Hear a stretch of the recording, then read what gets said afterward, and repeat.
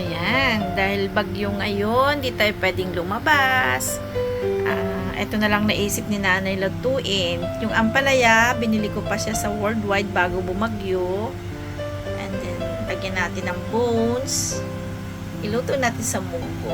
Igigisa natin sa bawang sibuyas. And imamatch natin sa tuyong biya. Magpa-fried na lang tayo ng tuyong biya. Ayan. So, binilans ko na yung buto.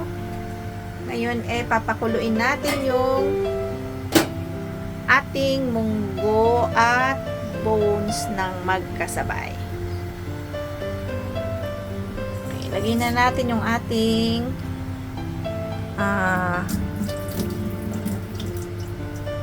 munggo. Yan. Lagyan na natin yung munggo. And isama natin ang ating bones. Yan. Yan.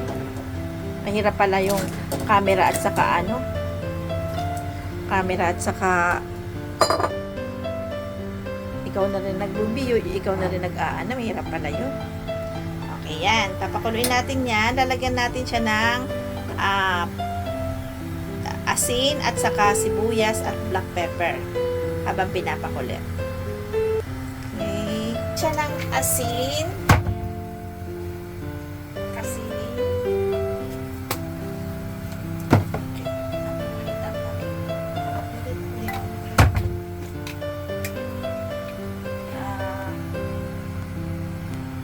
Chicken powder and black pepper, kahit buo na black pepper.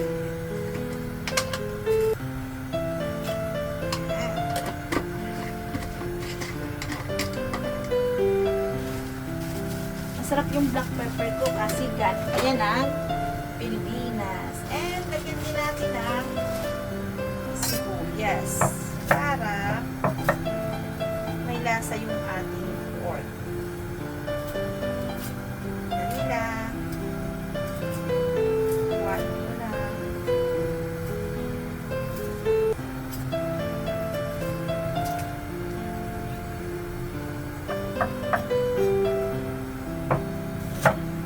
Ayan. Tapos, takpan natin at hintayin natin kumulo. Ayan. Ay, kumukulo na siya. For how many minutes na to? Check natin. Ayan. Oops. Lagyan tayo ng konting mantika. Para maigisa natin ang ating bawang sibuyas at kamatis. Naglalagay po ako ng kamatis. Yung iba di sila naglalagay ng kamatis. Kulay na may kamatis, madaling mapanis. Pero konti lang naman to, sigurado mauubos din namin kaagad. Okay. Gisa natin ang bawang. Lagyan natin ang ating bawang.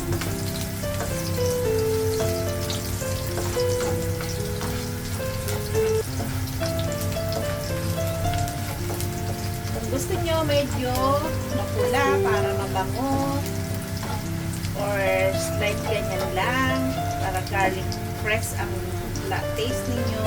Depende sa inyong panlasa. And then, lagay natin ang ating sibuyas.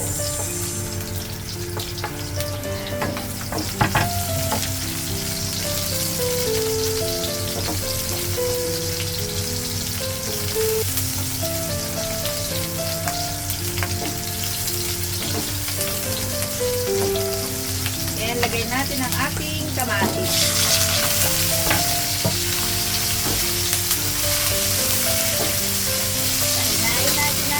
Apoy. At masusunog ang niluluto ni Nanay Paz.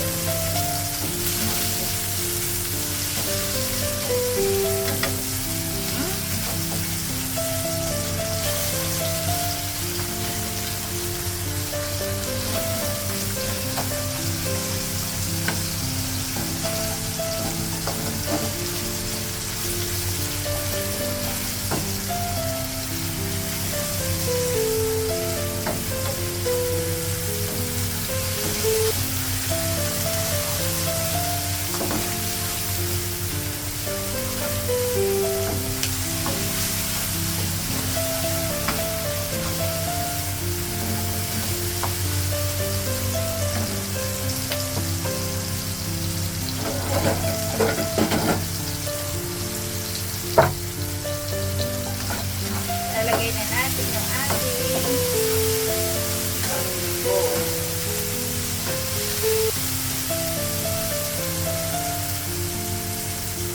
Natin yung ating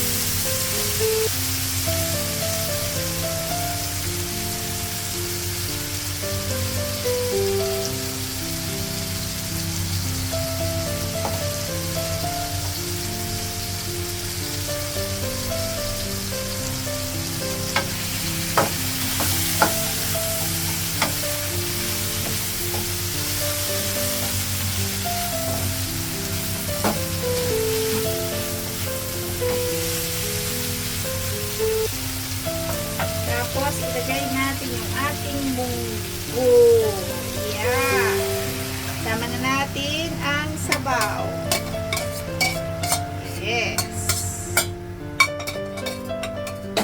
Siyempre, tinimplahan na natin to kanina. Kaya, check na lang natin kung may lasa siya. Pakuluin muna natin. Takpan natin. At hintayin na kumulo. Tikman natin ang ating munggo. Kung may lasa siya.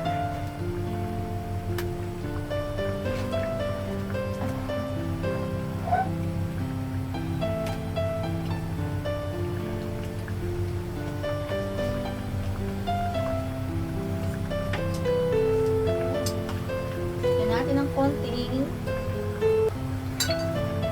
paminta.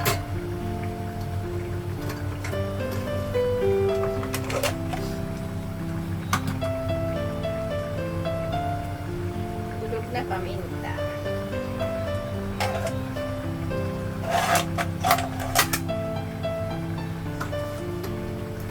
Dagdagan natin ng konting chicken powder.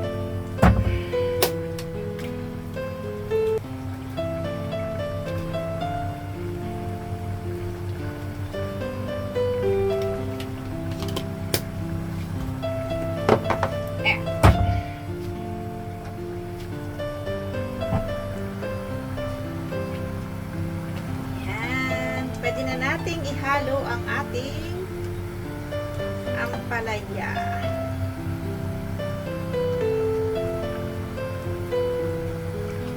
Parang matigas pa ba yun?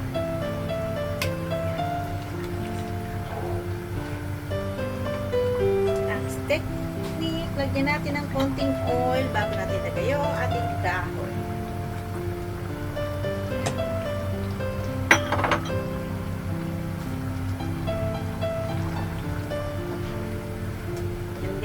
Ihalo na natin yung ating ampalaya and it's done.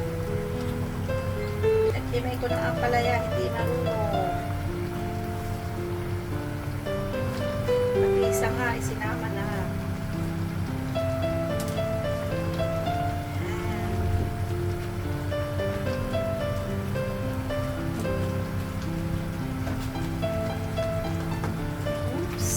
Sarap ng ampalaya na may dahon ng... Ay, mali na naman si nanay. Sarap ng munggo na may dahon ng ampalaya. Yun gusto kong sabihin. Ayan. Ayan, luto na po siya. See?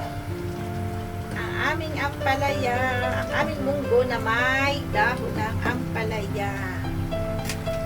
Tikman natin.